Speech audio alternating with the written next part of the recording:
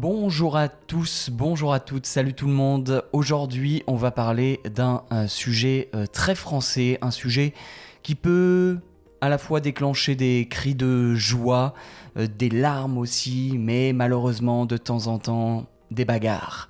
Et parfois aussi, Violaine, de très beaux moments, de très grands moments de joie collective. On va parler de la bouffe, de la nourriture. Non, pire que ça, encore plus de passion. Chez certaines personnes, on va parler de football. Salut Violaine, d'abord, comment ça va ? Ça va et toi ? Très très bien. Donc aujourd'hui, on va parler de football, le soccer pour nos amis des États-Unis. C'est le sport préféré des Français.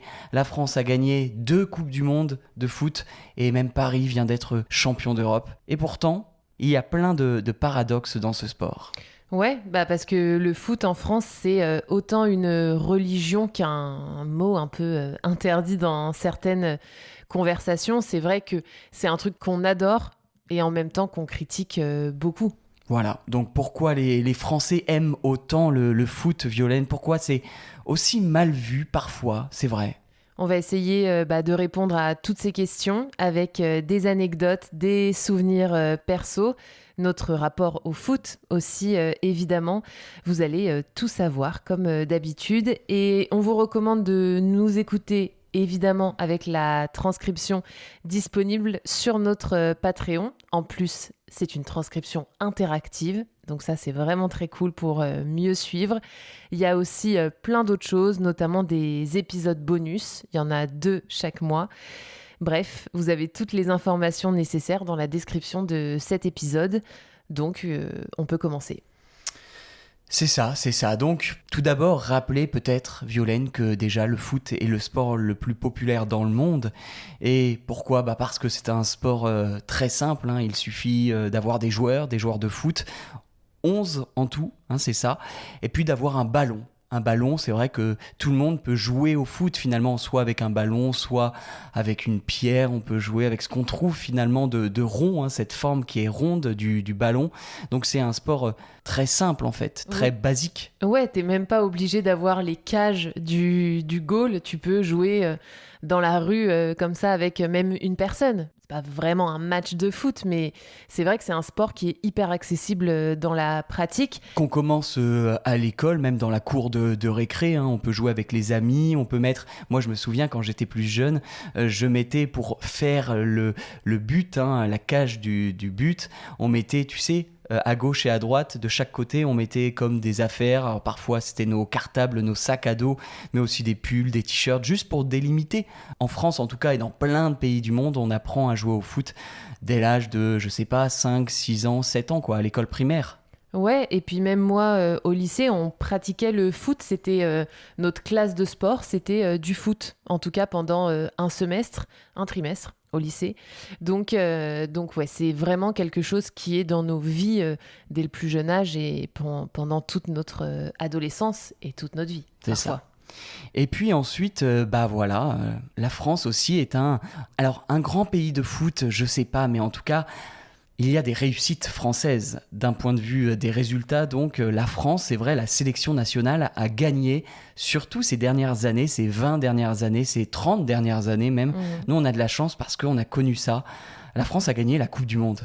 2 Coupes du Monde, donc une en 1998, où moi j'étais... un peu trop jeune pour m'en souvenir, on en reparlera. Et puis surtout, une en 2018, dont moi je me rappelle très très bien. Et puis aussi un peu de frustration en 2022, avec une finale perdue contre l'Argentine. Ça, c'était dur. C'était très dur. En plein hiver en plus. Plein hiver pour nous, au mois de décembre, c'était la dernière. Cruel, un sort pour les Français, mais les Argentins étaient très heureux évidemment. Donc la France, la sélection a gagné dernièrement. Et puis, même le club, on a le Paris Saint-Germain, le club de Paris, le PSG comme on dit, qui vient là, il y a quelques semaines, de gagner la Ligue des Champions. Donc c'est la Coupe d'Europe la plus belle, la plus grande des Coupes d'Europe en fait, et pour la première fois donc le PSG. Et ça c'est vraiment nouveau pour un club français. Autant les clubs espagnols, italiens, allemands, et j'en oublie encore, anglais bien sûr, ont gagné plein de fois cette Coupe d'Europe, cette Ligue des Champions, cette Champions League, mais pour la France, c'est très très rare. Ouais, mais mentionnons quand même la première Ligue des Champions qui a été gagnée par un club français, donc l'Olympique de Marseille. C'est ça. Donc il y en a seulement 2 en France. Seulement 2 pour la France. Le PSG, aujourd'hui, a gagné la Coupe d'Europe, mais c'est plus qu'un club. C'est une grosse marque, enfin, c'est une marque mondiale. Ils ont un pouvoir fou dans le monde, dans plein de domaines. Et ça, c'est, on va dire, depuis le rachat du club par le Qatar. C'était quoi, en 2010 2011 ? Ouais, c'était dans ces eaux-là. C'était vraiment il y a plus de 10 ans. Donc c'est plus qu'un club, comme tu dis. C'est pas seulement un tout petit club, une petite équipe locale. Non, c'est bien plus que ça. Donc voilà, on gagne en ce moment beaucoup. Donc ça rend aussi le foot très populaire en France. Et puis on a plein de joueurs français aussi qui sont des superstars. On peut parler d'une star, Kylian Mbappé, Mbappé, comme on le prononce, l'attaquant du Real Madrid qui est le joueur, je crois, le plus cher de l'histoire, ou l'un des 3 joueurs les plus chers de l'histoire. Donc voilà, ça aussi, ça entretient, ça alimente, et ça fait que le sport, enfin le foot est vraiment super populaire en France. Ouais, et puis au-delà de ça, Kylian Mbappé, c'est quelqu'un de hyper influent dans d'autres domaines que le sport. Donc lui aussi, il est présent dans nos vies, j'ai envie de dire, parce qu'on ne le voit pas seulement sur un terrain de foot, tu vois, à Madrid ou au PSG avant. Totalement. Donc c'est un truc à 360 dans nos vies, quoi. Le rapport au foot, toi, alors, est-ce que t'aimes ça ? Est-ce que tu suis ça ? Est-ce que t'en fais ? Est-ce que t'en as fait ? Bah, moi, comme je l'ai dit, j'en ai fait au lycée. C'était obligatoire. C'était notre cours de sport pendant un trimestre. Bah, moi, j'ai grandi quand même à Lyon, à côté de Lyon. Donc, toutes les personnes dans mes classes et à l'école étaient fans de foot, et plus particulièrement de l'Olympique lyonnais. Donc moi, j'aime le foot, j'aime voir certains matchs. Je vais pas me passionner pour des matchs un peu obscurs de petites équipes, tu vois, mais j'aime le foot, notamment dans les grandes compétitions, et j'aime bien le côté autour du foot, le côté business du foot. Je trouve que c'est assez intéressant. Je dirais que j'aime ça, mais que je suis moins passionnée que toi. Ouais, moi j'adore le foot, je mange foot, je bois foot, je dors foot depuis tout petit en fait. Tu sais, moi mes premiers souvenirs de foot, je m'en rends compte en fait, mais presque mes premiers souvenirs dans ma vie, c'est lié au foot. C'est peut-être un peu bizarre, mais en fait, souvent on se rappelle de son enfance. Moi en tout cas, personnellement, mes premiers souvenirs, c'était quand j'avais 6, 7 ans. Tu vois, quand j'avais 7 ans, il y avait 1998. Je suis né en 1991. 1998, c'est la Coupe du Monde en France. La France gagne cette Coupe du Monde. Et je me souviens donc de ces souvenirs-là. Tu vois, j'étais en vacances dans le sud-ouest de la France avec mon père. Et on avait loué une petite maison dans les Landes, près de la plage. Et je me souviens que mon père, à la fin donc des années 90, avait loué une télévision dans cette maison de location pour pouvoir suivre cette Coupe du Monde. Et je me souviens très très bien de ces moments-là. Il nous avait promis qu'on irait au restaurant si on gagnait le quart de finale, je crois. Donc comme on a gagné le quart de finale contre l'Italie à l'époque, on y était allé au resto. Donc voilà, mes premiers souvenirs, mes premières anecdotes sont liées à ça, quoi. Donc c'est chouette. Toi, est-ce que tu en as comme ça des moments d'enfance liés au foot en France ? Je vais pas te parler de moi qui ai suivi la Coupe du Monde de 2006, parce que c'est un souvenir un peu douloureux et puis j'ai rien de spécial à te dire sur ça.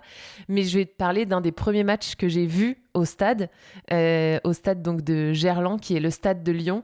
C'était un OL, Olympique Lyonnais, donc l'équipe de Lyon, PSG.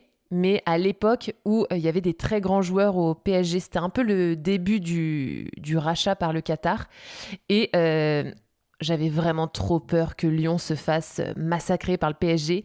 Et au final, ça a été un match incroyable avec égalité, donc 1-1 pour les deux équipes, et notamment un penalty arrêté par le goal de Lyon. Et donc là, franchement, quand t'es dans l'enceinte du stade, même si t'es pas passionné, les frissons, la joie collective, ça c'est franchement un souvenir indescriptible. Et j'étais donc avec mon beau-frère, donc le copain de ma sœur.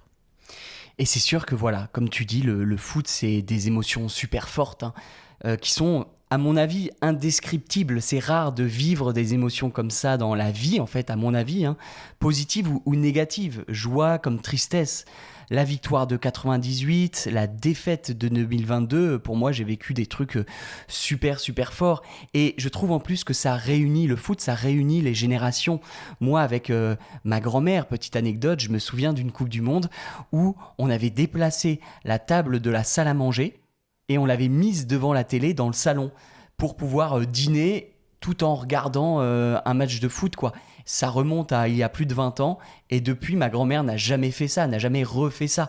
Donc en fait, on vit des choses avec ses potes, avec ses proches, avec sa famille qu'on ne vivra peut-être plus jamais dans sa vie, quoi. Mais même avec des inconnus, parce que on le sait, quand on veut voir des matchs dans les bars en France, des gros matchs, bah franchement, les terrasses, elles sont bondées. Il y a des télés dans tous les bars.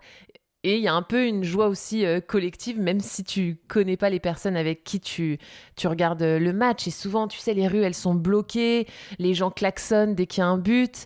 Donc, même avec des inconnus, on peut vivre des trucs cool.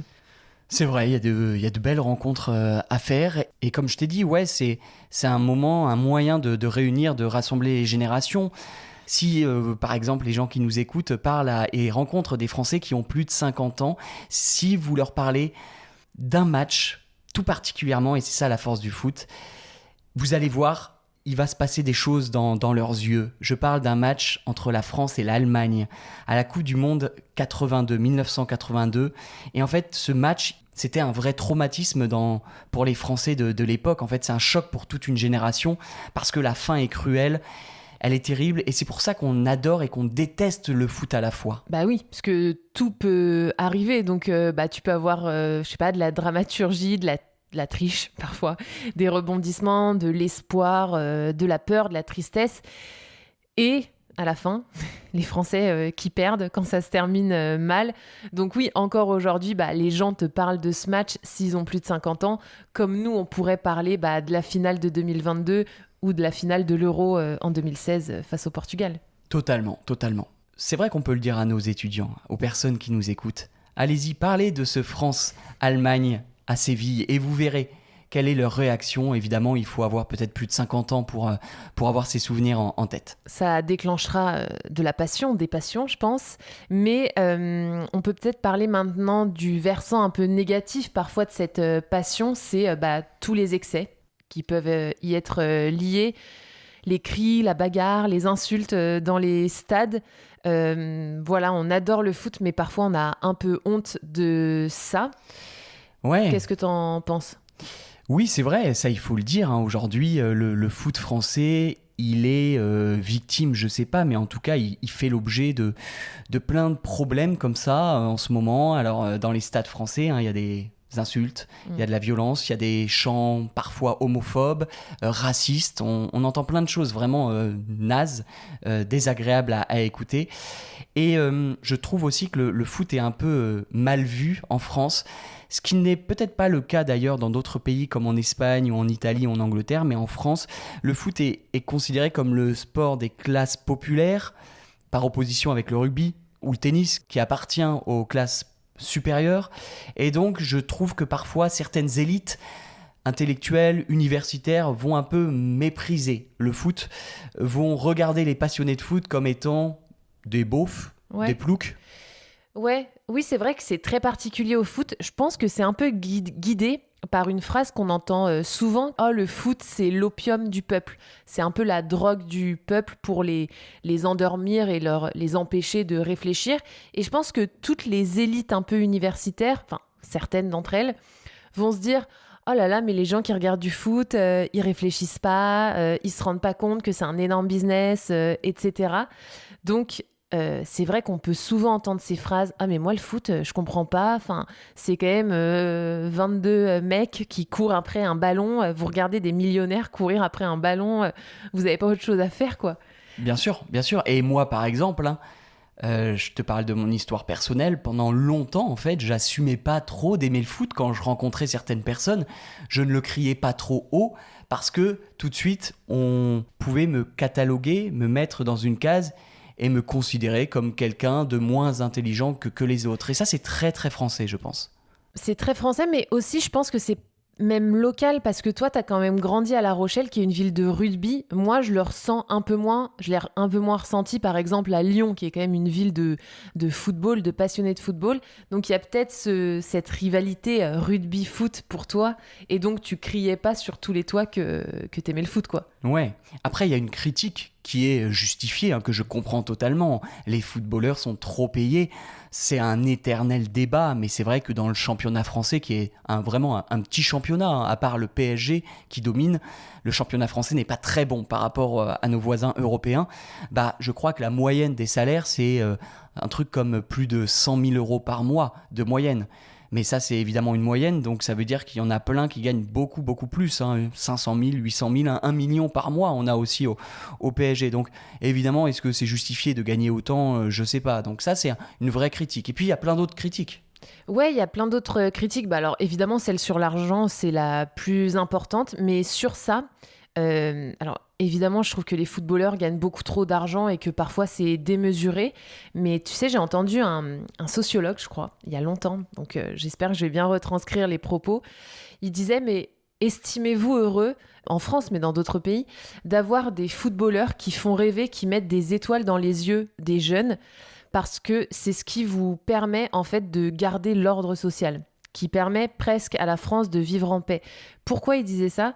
Il dit, en fait, pour les jeunes qui n'ont pas d'opportunité d'avenir, ce qui est quand même le cas en France, dans certains quartiers. Notamment dans les cités, dans les banlieues des grandes villes. Voilà, puis même ça peut parfois se généraliser dans les villes, dans des quartiers populaires, tu vois.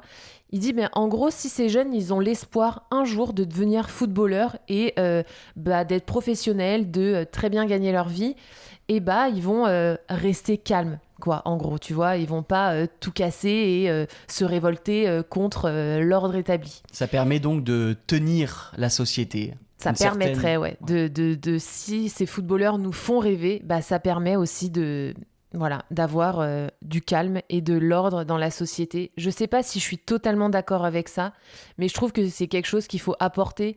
C'est un élément qu'il faut apporter quand on parle des footballeurs qui gagnent énormément d'argent. Non, tu as raison.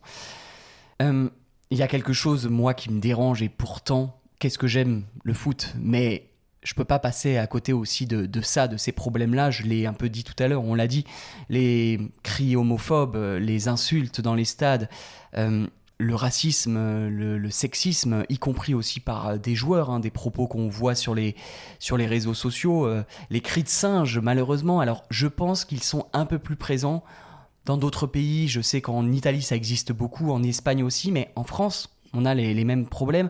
Et moi, par exemple, j'ai fait du foot quand j'étais plus petit, et en fait, j'ai arrêté le foot parce que je détestais cette ambiance qui était très masculine, limite sexiste, encore une fois, ou toxique, peut-être, c'est le mot. Et j'ai quitté le club et je suis allé faire du tennis. Et pourtant, qu'est-ce que j'aime le foot, comme je te dis. Ouais, et puis c'est vrai que je trouve que quand tu vas dans un stade en France, il y a quand même majoritairement des hommes. Et puis, alors c'est très sexiste, mais on l'a vu notamment pendant les célébrations de la victoire du PSG à la Ligue des Champions, où il y avait des femmes et il y avait plein d'insultes sexistes dans la rue. Et après, ça s'est généralisé sur les réseaux sociaux. Ça a pris quand même une ampleur folle, et quand tu voyais ça tu disais mais c'est la honte, quoi. Enfin, laisser les gens aimer le foot, on s'en fout que ce soit des hommes ou des femmes, quoi. Ouais, d'ailleurs les femmes, hein, tu parles des femmes qui ne sont pas encore très présentes. Le foot féminin existe peu. Je sais qu'aux États-Unis, au Canada, en Allemagne, hein, c'est une vraie force. En France, on a que, j'ai regardé, 6 ou 7% des licenciés, enfin des gens qui jouent au foot, ce sont des femmes. Mais ça progresse. Donc il y a une chose positive, ça progresse. L'équipe de France féminine, elle l'intéresse de plus en plus. Mais bon, voilà, ça reste, comme tu dis, beaucoup d'hommes. À la différence de l'Espagne ou de l'Allemagne, où c'est plus familial. On est allé voir des matchs en Espagne, et on en voyait des gamins, on voyait des jeunes filles de 6 ans, 7 ans avec les maillots, des petits garçons, beaucoup de femmes.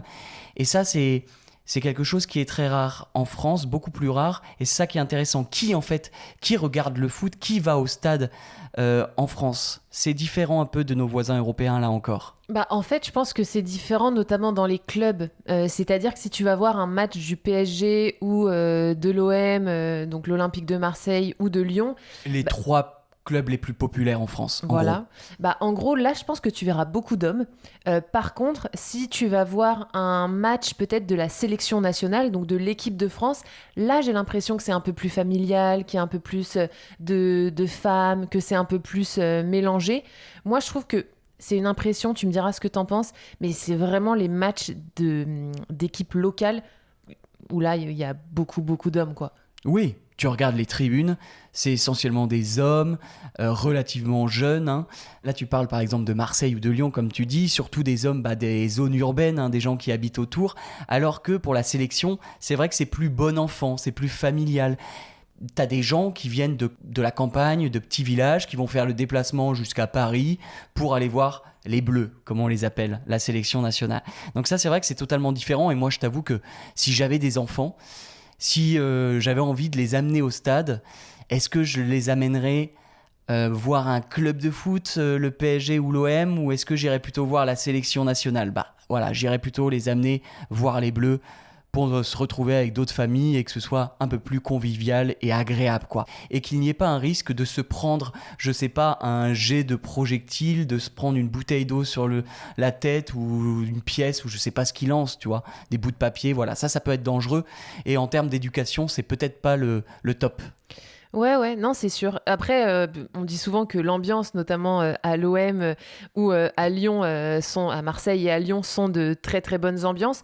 Nous, on est quand même allé voir Madrid, le Real Madrid, et on peut le dire, c'est quand même une cathédrale. Quand on est dans le stade, il n'y a pas énormément de bruit, il n'y a pas énormément d'ambiance. Ouais, mais je pense que la sociologie est différente. Pour être allé voir des matchs en Espagne, Violaine, les prix n'étaient pas les mêmes. Le niveau de vie est plus bas en Espagne, hein, globalement, hein, par rapport à la France, mais les places étaient beaucoup plus chères. Combien ça nous avait coûté en Espagne et combien ça coûte d'aller voir un match de l'Olympique de Marseille, par exemple? Bah, je crois que nous, ça nous avait coûté 100 € et on était dans la banlieue de Madrid. Tu parles de ce match? L'Atlético Madrid, ouais, c'est Non. ça. Ah non, moi je parlais quand on était allé voir Retafe contre le Real Madrid, donc on était en banlieue de Madrid. Non, l'Atlético contre un petit club. Contre un petit club de première division, on avait payé combien? Donc 100 €, quelque chose comme ça. Pas hyper bien placé. Et en France alors? Bah, en France, je crois que c'est dans certains clubs. Après, on va pas parler du PSG. Je sais que le PSG, c'est très cher. Mais je sais qu'à Marseille, à l'Olympique de Marseille, tu peux avoir des places pour 10-15 €. C'est ça. Donc c'est 10 fois moins cher. Donc la sociologie n'est pas la même. Et comme je t'ai dit, en Espagne, on a vu plein de matchs. C'était plus bourgeois, la population. Il y avait de tout, mais quand même, il y avait une grande partie de familles qui étaient bourgeoises. Chose que tu vois beaucoup moins, à part à Paris, au PSG, comme on l'a dit, hein, ça c'est autre chose, mais dans le reste des clubs, c'est super populaire en France, hein. Ouais, je suis d'accord. L'endroit pour moi où c'est sympa de voir des matchs de club, on en a parlé un petit peu tout à l'heure, c'est quand même le bar. Mais je trouve que quand même là, le public, comme je disais tout à l'heure, il est plus mixte et l'ambiance est un peu plus bon enfant. Moi, c'est ce que je préfère. Après, c'est sûr que tu vois moins bien le match. T'es vraiment plus là pour l'ambiance, si le match est cool. Et tu peux un peu moins bien voir le match. Mais je trouve que c'est cool et quand même le meilleur moment, on peut le dire, c'est la Coupe du Monde tous les 4 ans. Ça c'est fou. C'est au mois de juin en plus, tu vois, c'est les beaux jours, il fait beau, ça j'adore. Bah, sauf en 2022, en décembre, ça nous avait un peu foutu le cafard. C'est vrai, t'as raison. Mais franchement, sinon, c'est trop cool parce que les gens, comme c'est l'été en général, ils ont plus de temps libre. Donc, tout le monde regarde. Et nous, on s'était quand même pris au jeu pour une raison aussi. C'est qu'on avait une petite application où on avait une ligue, une équipe avec tous nos amis. Et pour chaque match, on faisait des paris. Donc on prédisait le score et on gagnait des points selon notre prédiction. on jouait absolument rien, on jouait pas du tout d'argent, hein. C'était vraiment juste pour le fun et pour voir notre classement monter ou descendre selon les matchs. Ça, c'est une appli qui est super populaire en France. Comment elle s'appelle déjà ? Mon petit prono. Mon petit prono, et ça permet de réunir même des gens, c'est ça qui est génial, même des gens qui n'aiment pas le foot. Et surtout, c'est ça qui est drôle, c'est que on fait des pronostics, des paris un peu au hasard, comme ça. Plein de gens ne regardent pas les matchs de foot, ça permet de réunir, de rassembler. Et ce qui est drôle, c'est que souvent, les personnes qui trouvent les bons pronostics, les bons scores, ce sont les gens qui ne regardent et qui ne suivent jamais les matchs de foot. Et en fait, souvent, moi, j'avais plein de copines, par exemple, qui finissaient première de la ligue, alors que elle regardait jamais le foot. Et parce qu'elle prenait des risques et elle jouait contre le jeu, tu vois. Donc évidemment, elle se retrouvait à faire des pronos complètement fous. Et parfois, comme c'était imprévu et imprévisible, et ça fonctionnait. Donc voilà. Et c'est pour ça qu'on aime le foot. Il y a quelque chose, Violaine, quand même, qui évolue. J'en parlais un peu tout à l'heure. Quand j'avais honte, tu sais, plus jeune, de dire que j'aimais le foot. Et je trouve que sur ça, il y a une évolution. Parce que maintenant, les intellectuels, les intellos en France commencent à reconnaître, à assumer en fait même d'aimer le foot, de dire qu'il y a plein de choses positives dans ça. Et notamment avec, je sais pas, même des magazines de foot. Il y a un magazine de foot qui s'appelle SoFoot en France, qui est sorti il y a une dizaine d'années et qui essaye d'analyser la société à travers le foot, ou l'inverse. Mais en tout cas, on fait des liens entre la politique, la société et le football. Ça, je trouve ça super intéressant. Il y a aussi la mode. La mode, exactement. Petite parenthèse, pour avoir fait un stage dans les bureaux de SoFoot, pas pour SoFoot, mais pour un autre magazine, c'est vrai que toute l'équipe, c'est quand même des bobos, quoi. Oui, c'est très bobo, c'est très citadin. Voilà, très branché. Mais la mode, c'est hyper intéressant parce que là, le football et surtout les maillots de foot sont en train de devenir des pièces de mode, j'ai envie de dire, et notamment les maillots de foot vintage. Dans la rue en France, on voit plein de jeunes qui en portent, et notamment plein de femmes qui vont les styliser et avoir des trop bons looks avec des vieux maillots d'équipes obscures, quoi, qu'elles ont trouvés dans des friperies ou sur Internet, je pense. Ouais, on peut avoir des femmes, encore une fois, qui ne suivent pas le foot et qui vont porter le maillot de... je sais pas, de quelle équipe, de n'importe quelle équipe, une équipe allemande, Stuttgart par exemple, ou un club de Sardaigne en Italie, où on peut aller aussi même au Mexique, etc. Juste pour le style, quoi, pour être stylé. C'est vraiment un effet de mode, et il y a tellement de sites internet qui naissent comme ça et qui vendent des maillots vintage. Ça marche, quoi. C'est très actuel. Ouais, et puis même, il y a des équipes de foot aujourd'hui en 2025 qui sont pas très connues, mais qui vont devenir un peu connues parce qu'elles font des maillots absolument magnifiques. Je pense à une équipe en Italie, à Venise, qui, je crois, fait des scores mauvais, mais qui a des maillots vraiment sublimes. Le mot est fort, mais bon. Donc voilà, c'est vintage, mais aussi actuel. Et tu as parlé des maillots vintage, on ne l'a pas mentionné, et je me sens coupable, mais on n'a pas mentionné quand même Zidane, qui est quand même une icône en France et qui, lui, pour le coup, traverse les générations, et on voit souvent son nom sur les maillots dans la rue. C'est mon idole, Zinedine Zidane, évidemment, Zizou, comme tu as dit. On parlait des maillots de foot. Moi, par exemple, là, à côté de moi, j'ai plein de maillots de foot.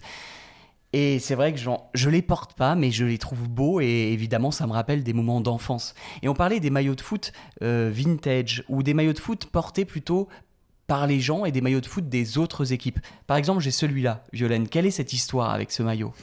Donc, c'est un maillot de Cardiff. Au Pays de Galles, donc. Au Pays de Galles. Je n'y suis jamais allé, au Pays de Galles. Tu n'as jamais mis les pieds au Pays de Galles. Je pense que tu n'as jamais regardé un match de foot de Cardiff. Jamais. Mais en fait, tu l'as eu parce qu'un copain à toi, un de tes meilleurs amis, t'a offert une box mystère, une boîte mystère.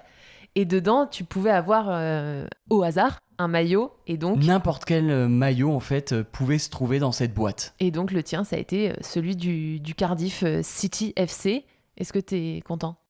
Bah, il est pas trop mal, il est bleu, mais bon, je l'ai jamais mis, je t'avoue, mais je le garde, et puis c'est un cadeau. Mais c'est ça qui est intéressant, c'est que aujourd'hui, ce site internet qui prévoit donc de t'envoyer une box avec un maillot au hasard, Ça marche, mais du feu de Dieu, comme on dit.